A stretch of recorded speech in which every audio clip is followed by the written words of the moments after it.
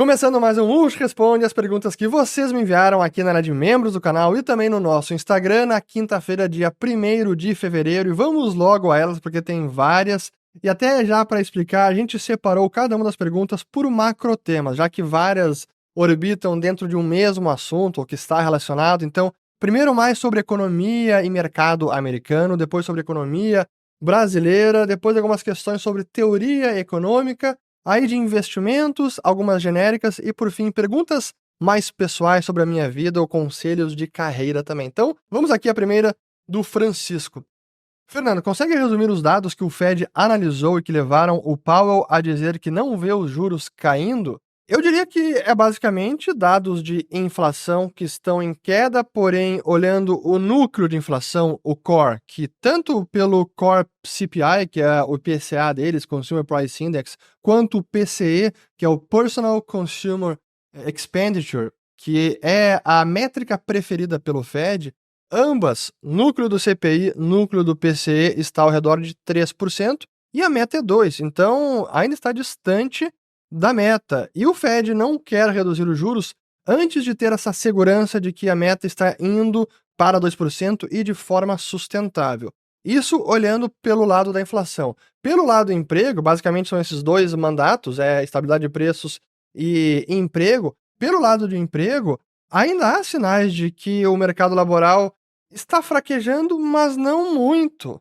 Inclusive, hoje, sexta-feira que eu estou gravando esse vídeo, eu vou falar aqui a próxima pergunta, a economia americana divulgou um dado de criação de novas vagas que foi quase o dobro do que o mercado esperava. Então, um sinal muito forte e corroborando a decisão do Fed e tudo que o Powell falou, que, olha, não é o momento ainda de pensar em redução de juros. E, por sinal, o mercado, justamente na quarta-feira, ainda imaginava que em março poderia ter um corte de juros com uma probabilidade de quase 40%.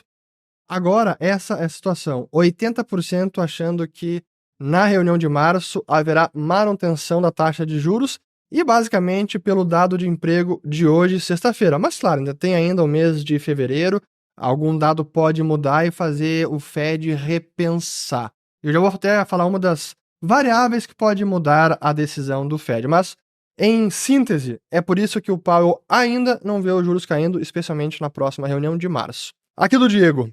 Quais são os motores por trás da resiliência da economia americana? Ainda existe alguma influência da injeção de capital durante a pandemia? Aos demais espectadores, tornem-se membros o melhor investimento do mercado. Obrigado, realmente aqui não foi combinado o merchan, mas obrigado, Diego. Quem não é membro ainda, aqui está o botãozinho tornar-se membro. É R$ 49,00 por mês, você pode cancelar a qualquer momento, e no instante que você se torna membro, tem acesso a todo o acervo, mais de 150 conteúdos exclusivos sobre vários temas, além dos conteúdos toda quarta-feira, 19 horas ao vivo, e diariamente notícias e resumo dos mercados, tudo na área de membros aqui do YouTube.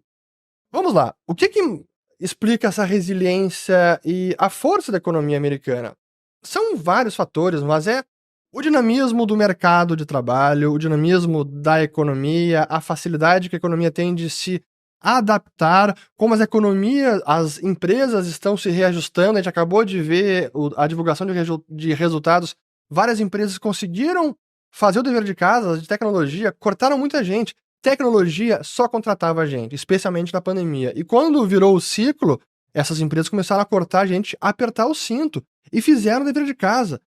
Amazon, Google, Meta, especialmente Meta, que cortaram pessoas para conseguir dar mais eficiência e menos desperdício de custo. Porque a verdade é que muitas dessas empresas estavam bastante inchadas. Quem trabalha nessas empresas, quem conhece o mercado de tecnologia americano, especialmente nas Big Techs, sabe que tinha muita gordura. E impressionante que no dia de hoje, vejam só, a Amazon está subindo 8%. Impressionante. E o Facebook subindo 22%. Isso está fazendo apenas o SP500. Está quase batendo ali os 5.000 pontos. Hoje subindo 1,21%. Então, 4.965 pontos. O índice SP500. Então, esses são alguns fatores. Outros é todo o capital acumulado. Então, a alta produtividade que tem a economia americana é o principal mercado consumidor ainda. uma economia, sempre falando em termos relativos, ainda muito livre, que há liberdade econômica de empreender. Se a gente quiser comparar Estados Unidos com os Estados Unidos, eu diria que está em declínio por esse quesito, mas ainda assim é o maior mercado de capitais, é onde há uma relativa segurança jurídica quando se compara com outros países para o investidor comum. Então tem vários fatores, assim, a própria cultura de trabalho e de tomada de risco que existe nos Estados Unidos é algo que diferencia os americanos, e o ambiente de negócios lá para investimento, para empreender, para criar novos negócios, para fechar uma empresa caso ela não tenha sucesso. Fracassou, faz parte, pronto, vai embora e você parte para a próxima. Coisa que não acontece em outros países. Para usar um exemplo bem discrepante, assim, o que contrasta muito, o Japão é outra cultura. Lá tomar risco, errar, é uma desonra, é uma mancha no seu currículo, na sua história. E isso faz com que a economia seja muito mais conservadora, menos inovadora, menos propensa a empreender e tomar risco. Então, tem muitos fatores que fazem a economia americana ser realmente esse dinamismo todo. E a ausência de leis laborais do estilo varguista. Assim, nossa CLT, podem dizer que é direitos para trabalhadores, na verdade são grandes impeditivos para a contratação de trabalhadores e para a formalização do trabalho. Essa é a verdade. O mesmo acontece na Argentina, que agora o Milei está lutando para revogar muitas delas e que a justiça já suspendeu parte do decreto presidencial que tentava liberalizar o mercado laboral. Quem defende mais intervencionismo e leis laborais, o que eles entendem que é precarização do trabalho e perda de direitos, na verdade é, na visão dos liberais, de quem empreende, de quem sabe como funciona mesmo as leis trabalhistas, é a remoção dos empecilhos para mais contratação. É trazer flexibilidade para que você possa contratar assim que precisar, você não precisa fazer cálculo e repensar, realmente agora eu tenho certeza, tudo bem, agora eu contrato. Porque hoje no Brasil ainda é um passivo contratar funcionários, acaba se tornando um passivo. Se não é essa a realidade, como acontece nos Estados Unidos, você tem muito mais probabilidade de contratar assim que precisar a mão de obra, e se o cenário muda, você pode demitir os funcionários, readequar o tamanho da sua força de trabalho para a realidade econômica, para a demanda dos seus clientes, dos seus consumidores. Então, na verdade, é trazer mais dinamismo para que se crie mais empregos. Esse é o objetivo, é criar mais empregos. Não é criar um cercadinho de aqueles que já estão empregados, podem manter os seus empregos, porque tem um grande ônus para demissão, e aqueles que estão fora do mercado jamais serão contratados.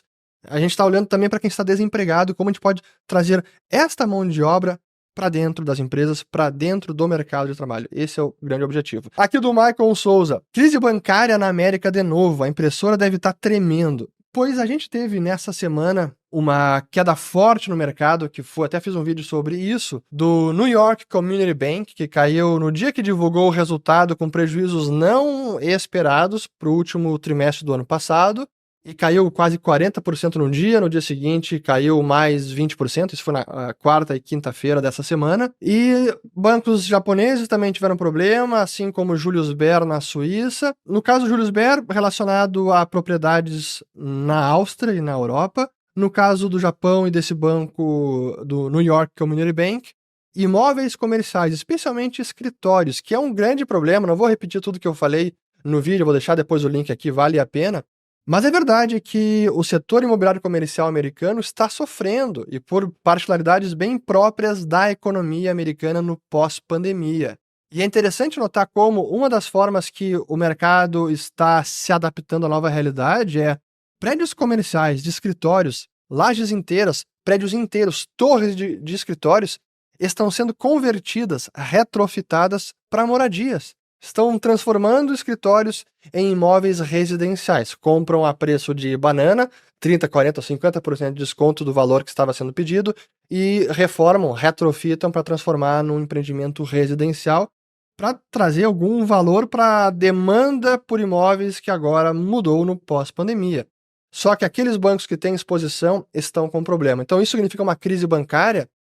Possivelmente sim, mas hoje o Fed já está completamente atento a esses problemas e mantém os bancos plugados nas linhas de liquidez do Fed. Ele começou no ano passado aquela BTFP, que era o Bank Term Funding Program, então um programa de financiamento a prazo dos bancos, que é uma linha emergencial. Não é a janela de redesconto, é uma linha específica para isso. E ela tem subido, ou seja, os empréstimos estão aumentando ao mesmo tempo em que o Fed está com juros altos, reduzindo seu balanço, estão vendendo ativos. Então, é um momento assim de... são políticas antagônicas. De um lado, o Fed contrai, sobe juros e remove liquidez. Por outro lado, ele está injetando liquidez para socorrer alguns bancos. Então, uma crise bancária... Esse é o problema que eu vejo já há muitos anos, mas agora aumentou.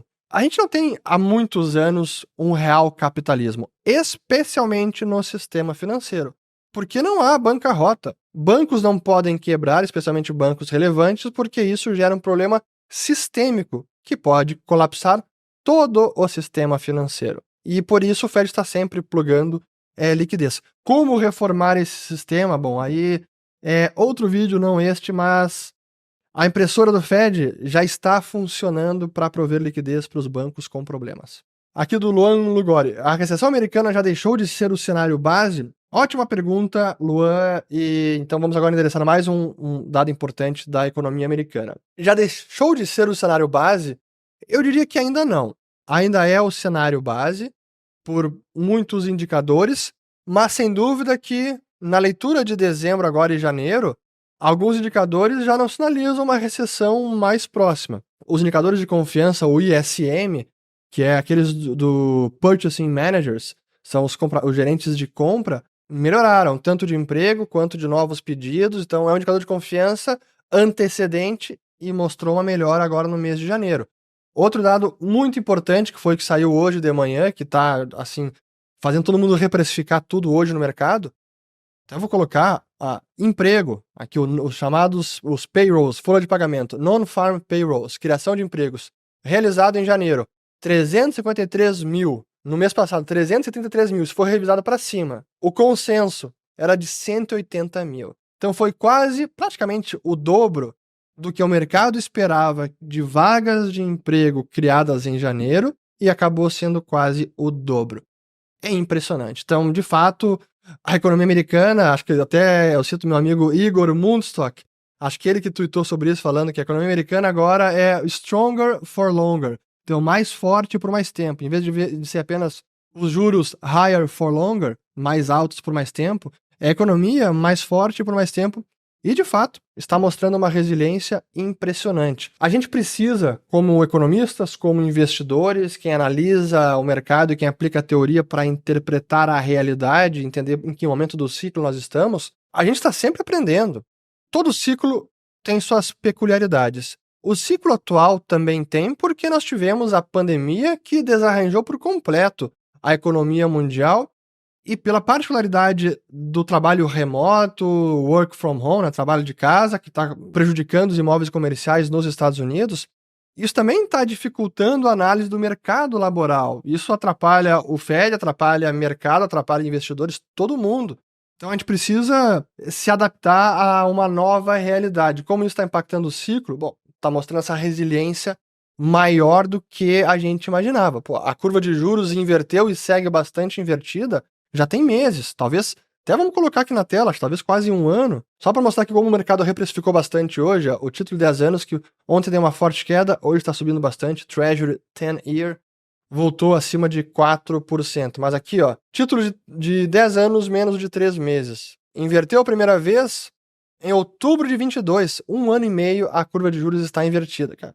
É bastante tempo e ainda não veio uma recessão, então... Eu não diria que o cenário base deixou de ser, mas é preciso rever e, como eu sempre disse, considerar que é possível que não haja uma recessão. Certeza? Não há. Aqui do Dayton. Até quando os Estados Unidos conseguem se endividar sem serem obrigados a fazer um ajuste fiscal? Excelente pergunta. Ninguém tem essa resposta. Eu estava assistindo um painel do pessoal da Front Point Partners, que era o quarteto liderado pelo Steve Eisman, que foram retratados naquele filme A Grande Aposta, The Big Short, e eles participaram de um painel agora de um evento da iConnections, sensacional, eu até coloco o link aqui depois, e é a primeira vez que os quatro estiveram juntos no evento. Eles já não estão mais trabalhando juntos, 2 deles estão, os outros não. Mas foi bacana ver eles comentando sobre economia e a visão de mercado, macro, pessimismo, otimismo, e foi tocado o assunto de dívida americana. Assim, honestamente, é insustentável, em algum momento virá um ajuste, ou forçado pelo mercado, ou pela realidade política, mas a dívida, 34 trilhões de dólares, 120% do PIB em tempos de paz, eu falo entre aspas porque tem guerras acontecendo no mundo e os Estados Unidos está ou apoiando ou financiando. Ainda assim, a gente vê o investidor mundial comprando, demandando dívida americana. Então, quando que o mundo para de financiar os Estados Unidos e obrigam eles a fazerem um ajuste fiscal? Eu não sei. Ninguém sabe. E é difícil fazer previsão nesse sentido e, mais ainda, ter alguma posição, alguma aposta de mercado com relação a esta previsão. Ah, não, os Estados Unidos vai inflacionar, os juros vão disparar, os juros vão cair. Pra mim tem tanta incerteza nesse meio do caminho que é um tipo de aposta que eu prefiro nem fazer. Eu fico longe disso. Eu sei que é insustentável, alguma hora haverá um ajuste fiscal ou uma inflação mais forte, ou realmente congressistas americanos precisarão sentar e cortar o orçamento. Alguma hora isso vai chegar. Qual vai ser a inflação ou a austeridade fiscal? Não sei.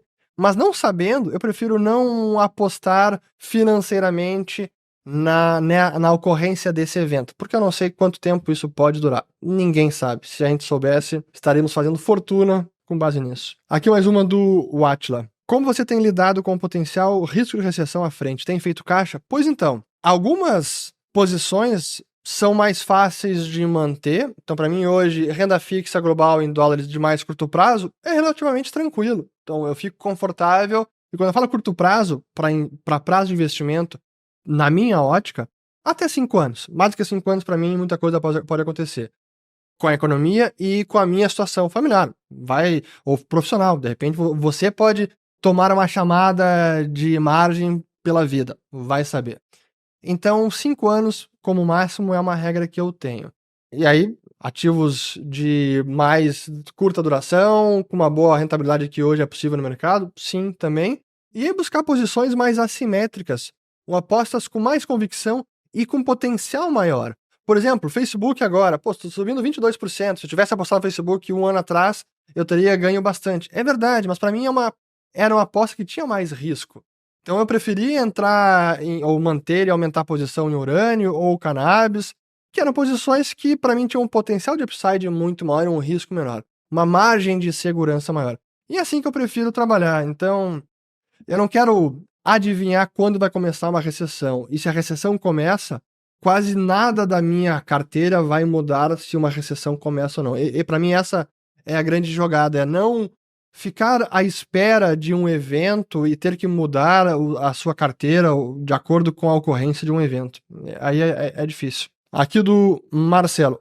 Por que o país da América Latina tem uma dívida pequena em relação ao PIB comparada aos desenvolvidos? Tem muitas razões. A primeira, eu diria que é o histórico de inflação muito elevada, em muitos casos com hiperinflação. Então, esses países acabaram que era difícil emitir dívida e eles se financiavam mais emitindo moeda e não instrumentos de dívida. Os países conseguiram reformar a parte fiscal, monetária, como foi o Brasil, migraram e acabaram acumulando mais dívida. O Brasil aumentou bastante sua dívida pública nos últimos anos. Esse é o motivo. Outro motivo, por conta desse histórico também de descontrole, de gasto fiscal, assim, de países, nações, governos perdulários ao longo de décadas ou séculos. Esses países também não conseguiam emitir dívida a prazos maiores com juros menores. Então acaba que, se olhar o perfil de endividamento de vários países da América Latina, até a dívida PIB pode não ser tão elevada, mas são dívidas mais curtas, prazo médio mais curto e muitas vezes juros maiores. Exatamente o que acontece com o Brasil. Não tem 140% que é o que tem lá a Itália, mas ainda assim o Brasil paga 10%, 11% de juros, pensando em custo total da dívida, 10%, 11%, e o prazo médio é menos de 4 anos. Isso traz uma insegurança e uma pressão de caixa do Tesouro enorme. Esses países têm menos disso, e eu diria que é mais por esse histórico, realmente. Além disso, vários deram calote na dívida externa nos últimos anos. A Argentina é um país que caloteiro em série. O Brasil já deu no passado. E até relacionado agora ao Brasil. Por que o Brasil não pode chegar no patamar de dívida em relação ao PIB como o ZEUA e o Japão, que é loucura? O Brasil tem 85% de dívida em relação ao PIB e o ZEUA 150%. Só o risco país influencia nisso ou teria outros fatores? Acabei de dar a resposta inteira e a próxima que é a do Marcelo. O Brasil já tentou diminuir sua dívida externa? Sim, infelizmente conseguiu diminuir, especialmente a partir de Lula 1, que foi lá em 2003, até 2008, 2009, já tinha praticamente acabado com toda a dívida toda. Virou menos de 10% da dívida total, e que antes era quase 50%. Isso também trazia uma vulnerabilidade para a economia brasileira enorme em relação ao estrangeiro. Qualquer problema de dívida sempre respingava no câmbio, que disparava. Basta se lembrar que quando o Lula estava concorrendo à eleição e era o favorito e havia muito receio se eles não iam simplesmente entrar e acabar com a economia, até decretar uma moratória, o câmbio saiu de menos de 2 foi para quase 4. Hoje, aqueles 4 de outubro de 2002, hoje seria o equivalente a quase 8, 7,60, 7,70.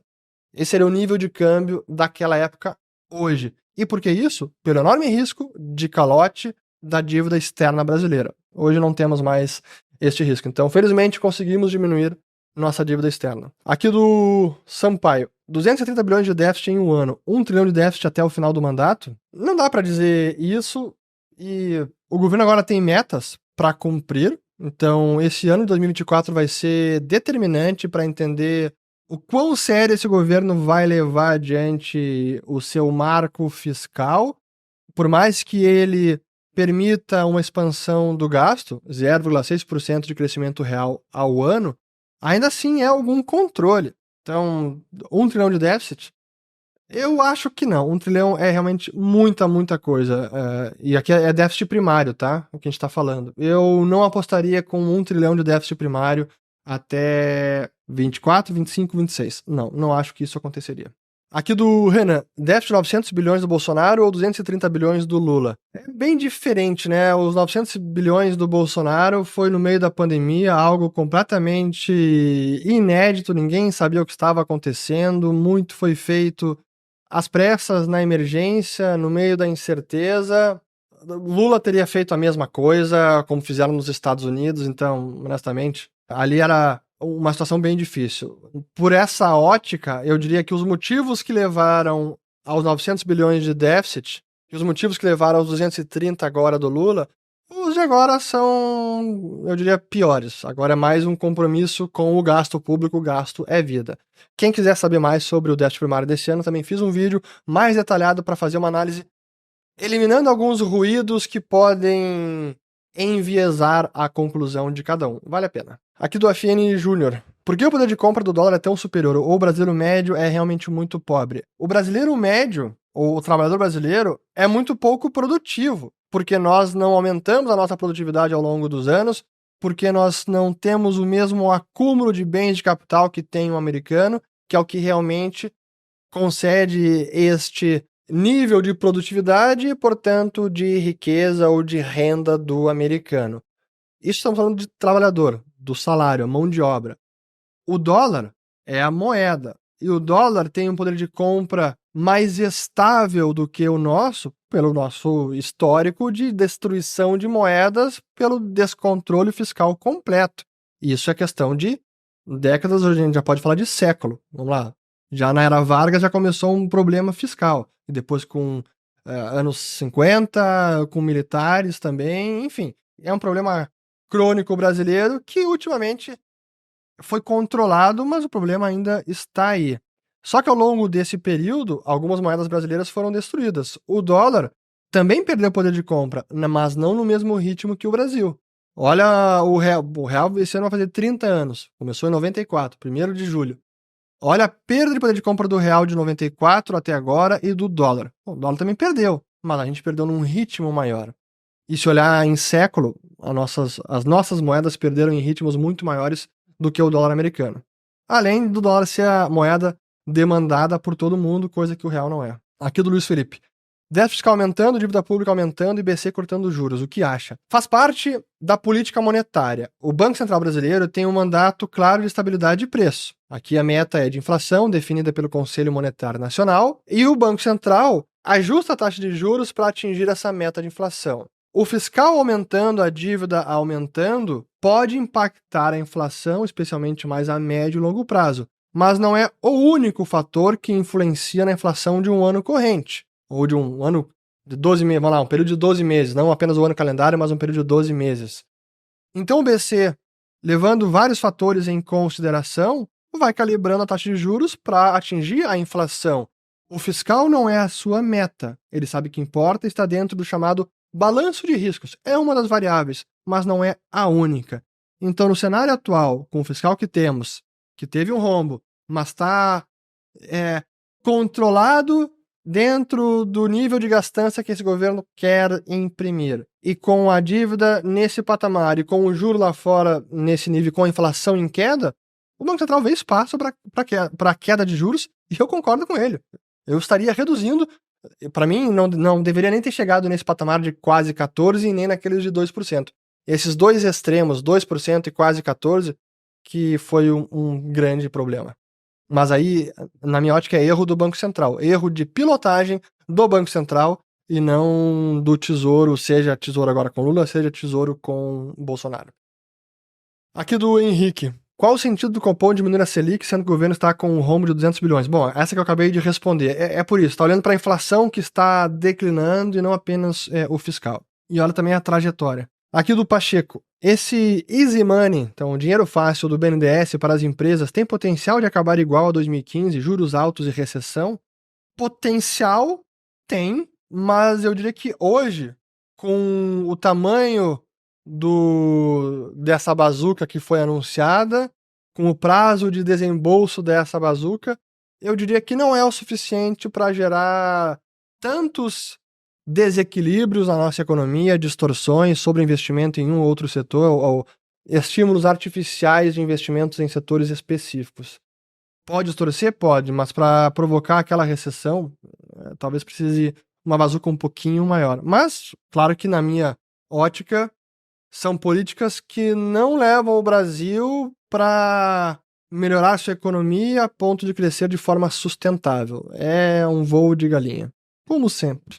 Aqui do Daniel Franca. Com esse enorme rombo nas contas públicas, é razoável dizer que pode haver hiperinflação? Não, não é razoável dizer que pode haver hiperinflação. O Brasil, felizmente, avançou muito no controle da emissão monetária e um cenário de hiperinflação no Brasil hoje é altamente improvável. Muita coisa precisa retroceder, leis revogadas, instituições revogadas ou reformadas para permitir tamanho descontrole monetário a ponto de gerar uma hiperinflação. Nem na Argentina conseguiram gerar hiperinflação ainda, então não é tão simples gerar hiperinflação. Do Bruno Tomasi. Quem está mais preocupado com o tal rombo fiscal? Políticos da oposição ou os economistas? Eu diria que os dois, assim, quando fala oposição, a gente está generalizando, colocando muita gente num grupo que seria oposição do governo, mas a verdade é que tem muito economista que, também não dá para falar dos economistas, que tem várias linhas de pensamento econômico. Os economistas austríacos estão desde sempre preocupados com o rombo fiscal em qualquer governo que seja. Sim. Os economistas mais heterodoxos, desenvolvimentistas, escola da Unicamp, eles estão felizes com isso e enxergam o marco fiscal um empecilho artificial para o gasto público, que é o que realmente poderia destravar o crescimento da economia brasileira. Então, esses economistas não estão nada preocupados com o rombo, pelo contrário, eles acham que tá certo. Aí tem várias linhas de economistas. E os políticos da oposição, aí depende de cada um. E a verdade é que cada político, alguns têm um pouco mais de conhecimento, outros nada. Honestamente, se você olhar o nível de qualificação, de conhecimento, de experiência dos nossos políticos, Câmara de Deputados, senadores, estou generalizando, mas o conhecimento médio, ele é muito baixo. E aí é muito menos uma questão de embasamento econômico, isso é ruim para o país, por isso, e sim, qual é a minha agenda, qual é o meu partido, qual é o meu lado. Muito bem, aqui do Givago. É possível que o Bitcoin absorva algo do mercado de títulos? Ele só escreveu título, eu acho que é título de renda fixa, o mercado de renda fixa. Para mim é possível que o Bitcoin siga crescendo em adoção e cada vez mais sendo um ativo que fará parte da carteira de vários tipos de investidores. Até recentemente estava escutando um podcast que um amigo me mandou, do Luiz Paulo, meu primo, irmão, mandou um podcast do Market Makers. Eu não lembro quem é que estava falando, eu só cliquei para dar play e estava falando sobre o Bitcoin. E assim, fantástica explicação, por que o Bitcoin é bom, por que faz sentido, por que investidores consideram um ativo importante para uma carteira, cenário de confusão, de inflação, de desconfiança. E hoje ver o Bitcoin sendo discutido com muita propriedade até por várias pessoas das mais variadas experiências de setores do mercado, da economia, é fantástico. Quando eu comecei isso em 2013, falar sobre isso era tá falando de pirâmide aí, não sabe nada, é dinheirinho de internet de Farmville, como diria o Alexandre Linhares. Grande Alexandre, faz tempo que eu não falo com ele. Mas enfim, então sim, vai seguir crescendo e tendo mais adoção e fazendo parte de carteiras de investidores. Do MTLs, qual ferramenta você usa para acompanhar seu portfólio? Eu utilizo o velho e bom Excel. Honestamente, se alguém tiver sugestões mais sofisticadas, eu como sou muito familiarizado e aprendi a usar bastante Excel ao longo da minha vida corporativa, em controladoria, diretoria financeira, eu me sinto muito confortável em usar o Excel e para mim me basta. Então, hora de começar a vender urânio, faz uma atualização da tese com o Marcelo Lopes. Fizemos a atualização com o Marcelo Lopes, os membros já assistiram, membros aqui do canal. Eu tenho realizado um pouquinho, porque sim, teve uma escalada bem alta de preço nesses últimos meses, então eu não zerei posição, realizei um pouco. Aqui da Deb Linhares. Se tivesse um imóvel nos Estados Unidos, Austin, Texas, quitado, venderia ou esperaria os juros? Pô, depende de tantos fatores, assim, o imóvel, ele é próprio para usufruto da família, é um imóvel para investimento, se é investimento, como é que está o setor em Austin? Imagino que Austin esteja bem aquecido, vale a pena vender e aí você ter que colocar o dinheiro numa aplicação ou comprar treasury ou bonds americanos ou Bitcoin ou outra coisa, enfim, ou é melhor deixar ele alugado e é um ativo que está gerando renda. Quanto que essa renda comparada com o mercado está pagando? Então tem tantas coisas para avaliar que não é tão simples esperar os juros baixar para ver se o imóvel tem um preço maior para vendê-lo. Quem vende um imóvel nos Estados Unidos normalmente não toma risco de crédito. O adquirente se financia no banco ou tem caixa e paga à vista o imóvel. Então, risco de crédito você não teria. Mas imaginar que a queda de juros pode fazer os imóveis valorizarem muito mais, eu acho que não. Keller, estou pensando em comprar um carro elétrico BYD, Build Your Dreams, o novo Dolphin Plus, que faz de 0 a 100 em 7 segundos, 204 cavalos e tem autonomia de 400 km. Além de não precisar trocar óleo e outras coisas relacionadas ao motor, terei uma economia de mais de R$ 1.200 por mês de gasolina para mantê-lo. Ainda assim você acha que não compensa trocar pelo meu EcoSport 2011 que faz 7 km por litro? Vamos lá. Depende do seu uso. É majoritariamente urbano ou você pensa em viajar? Se pensa em viajar a longas distâncias, eu não trocaria. Segundo, qual é o seguro desse carro? Não sei. Custo de manutenção, se houver, quando houver. Sim que ele tende a ser menor, mas se há uma colisão, como são as peças de reposição? Tem que fazer muita conta para saber se financeiramente realmente vale a pena e se a inconveniência também de ter que plugar e estar ali recarregando o carro faz sentido para o seu estilo de vida. O elétrico pode ser uma excelente opção para quem usa majoritariamente nas cidades para ir ao trabalho e pode recarregar todo dia em casa. Para quem viaja, faz longas distâncias, eu pensaria 2 vezes. Então, faça a conta realmente na ponta do lápis para não tomar uma decisão precipitada apenas porque o preço do carro agora está mais barato. E a revenda depois, vai saber. É uma aposta também. Aqui do Lucas, Tesla caindo, BYD subindo, Elon Musk menosprezou a empresa chinesa. Sim, menosprezou, tem alguns vídeos dele rindo da BYD, coisa de 10 anos atrás. Mas é outra proposta, a BYD está entrando no mercado com preços muito competitivos, em nichos que a Tesla tem mais dificuldade de entrar, o Brasil é um deles, mas Estados Unidos não deixa a BYD entrar nos Estados Unidos. Então, interessante, a BYD está entrando muito na Europa, mas Europa não tanto, mas um pouco, especialmente é China, é Rússia, países asiáticos e Brasil também. Interessante.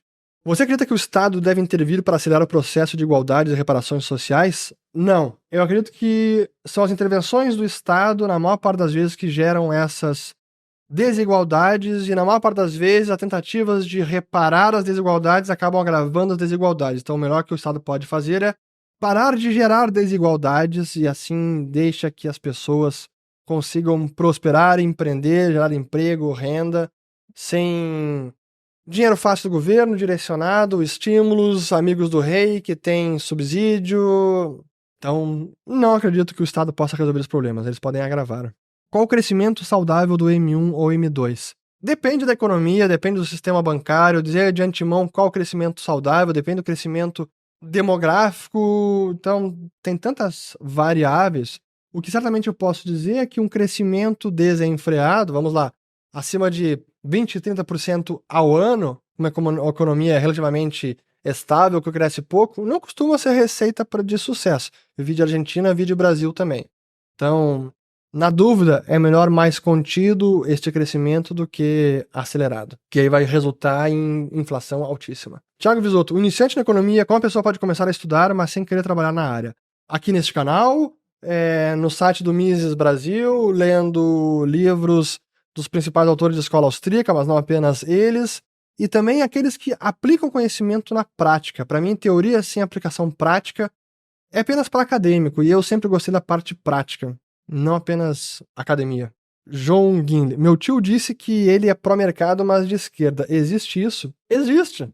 É raro, mas acontece com frequência. E talvez muitos do mercado, até financeiro, sejam bastante de esquerda, ou para usar um termo mais pejorativo, socialistinha. O que eu quero dizer com isso, estou assim, sendo sarcástico, é que, via de regra, o cidadão que nunca se aprofundou tanto em economia, liberalismo, ele tende a ser muito mais aberto a intervenções do Estado, achando que o Estado regulando, interferindo, vai solucionar os problemas, do que o contrário. Então, tem uma receptividade com intervenções estatais que eu não teria. Então, sim, pode acontecer. E o seu tio pode ser uma pessoa muito bem intencionada, só que ele, na minha visão, acha que o meio, ideias mais de esquerda para melhorar a sociedade, ele acha que esse é o meio correto. Eu discordo. Acho que as soluções propostas pela esquerda de mais intervencionismo, mais coletivismo, acabam resultando em mais pobreza e mais desigualdade.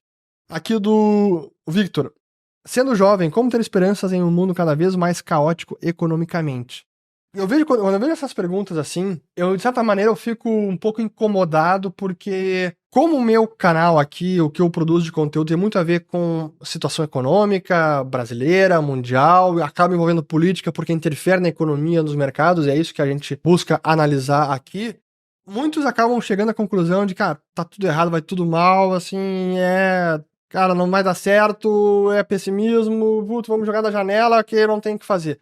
E é ruim porque não é da maneira que eu enxergo, não é assim que eu vivo, não é assim que eu aplico o meu conhecimento no dia a dia. E se a gente para pensar de verdade, cara, o mundo nunca esteve tão aberto e nunca gerou tantas oportunidades para pessoas no planeta inteiro. Claro que aqueles que são muito pobres, são de renda muito baixa, têm maior dificuldade de empreender, de acesso a capital, de oportunidades, claro que vai ter muito mais dificuldade. Mas meu público em geral que está me assistindo aqui, eu tenho certeza que tem hoje um leque de oportunidades e com à sua disposição ferramentas tão potentes, fantásticas, que não existiam 10, 15, 20 anos atrás, que você pode prosperar tanto na sua área de atuação, onde você escolher. Então, não se contamine, não baixe a cabeça pela realidade política, pelas manchetes, ou até por talvez algum conteúdo aqui no canal que você veja sobre economia, que tem algum problema. Enxergue pelo outro lado, enxergue pela ótica da oportunidade. E hoje você tem à sua disposição muitas ferramentas poderosas para conseguir realização profissional e pessoal em qualquer área. Assim, então realmente é fantástico, oportunidade não falta. Eu diria, se você quiser realmente pare de assistir aqui conteúdo sobre economia, sobre recessão ou sobre investimento, de repente você pode consumir mais conteúdo sobre desenvolvimento pessoal. Eu recomendo o Ícaro de Carvalho, a sua escola de marketing digital, o Novo Mercado, tem muito conteúdo sobre isso, porque você pode ter uma visão muito mais otimista de como é que eu melhoro a minha vida, como é que, apesar disso tudo que está aí, eu vou prosperar, eu vou trabalhar melhor, eu vou atingir a minha felicidade, os meus objetivos profissionais, pessoais e familiares, apesar disso tudo. É problema? É desafiador? É. Mas eu tenho ferramentas e eu tenho a minha ambição e a vontade para transformar a minha vida sem depender de político, de burocrata, da economia brasileira, americana, o que quer que seja. Então, encare com otimismo e entenda que jamais um trabalhador médio teve tanta oportunidade como tem em fevereiro de 2024. Então, aproveite, e se você é jovem, cara, melhor ainda. Você pode errar, se levantar e tentar novamente e prosperar. Então, vá em frente. Aqui do Lucas, pretende fazer implante capilar algum dia? Não, não pretendo. Espero que vocês tenham gostado da minha foto de Ulrich Tsetung. Sim, as entradas estão aumentando, basta ver os vídeos de 7 anos. Cara, eu comecei faz praticamente 7 anos, foi no dia 29 de janeiro de 2017 que eu comecei este canal, foi o primeiro vídeo.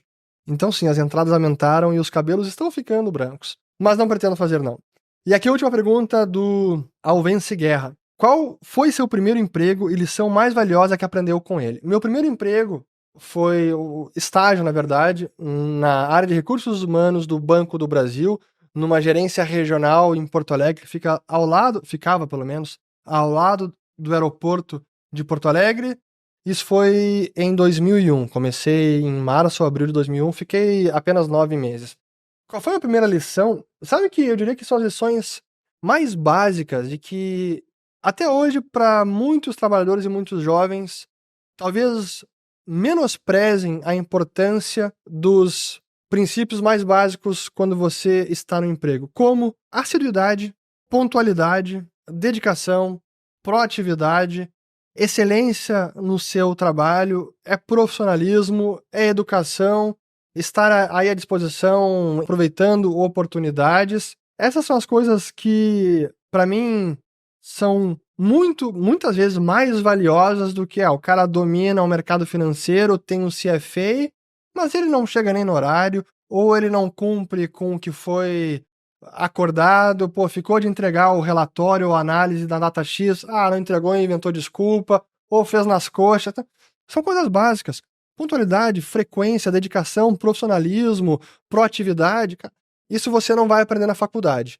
E felizmente eu tive essa criação de casa e desde sempre eu busquei me comportar desta maneira no trabalho e foi assim nesse primeiro emprego, que era um estágio era horário parcial, era apenas de manhã, eu estudava à noite, era horário apenas de manhã e mesmo nesse meu primeiro emprego eu busquei dar o meu melhor e consegui ser bem reconhecido lá dentro, por mais que eu não queria seguir no Banco do Brasil e fazer carreira no banco, teria que fazer concurso e tudo mais. Ainda assim, eu fui muito bem avaliado e me serviu para fazer boas relações. Inclusive, eu sei que tem gente que eu conheci naquela época do Banco do Brasil que me acompanha até hoje. Então, tudo que você fizer em todos os seus empregos, o seu histórico, o seu legado, fica para sempre. A marca que você deixa com as pessoas que você trabalha, com as quais você se relaciona, direta ou indiretamente, isso fica para sempre. E pode ter certeza que isso tem muito valor. E você, por onde passar, mesmo que não goste do trabalho, ou não é o seu trabalho dos sonhos, faça o seu melhor e faça o básico. Porque isso é importantíssimo e é um valor que será levado para a sua vida inteira, para o seu currículo, e que no futuro pode ter certeza que vai dar ótimos frutos. Sempre saia com as portas abertas. De onde você sair, saia com as portas abertas, deixando bons relacionamentos, bons colegas e, se possível, bons amigos também. E foi assim que eu sempre busquei fazer. Espero que eu tenha conseguido. Fico por aqui, espero que tenham gostado de mais um Ulrich Responde, que desfrutem este domingo com seus amigos e suas famílias. E acho que é isso, né? Nos vemos no próximo vídeo. Valeu!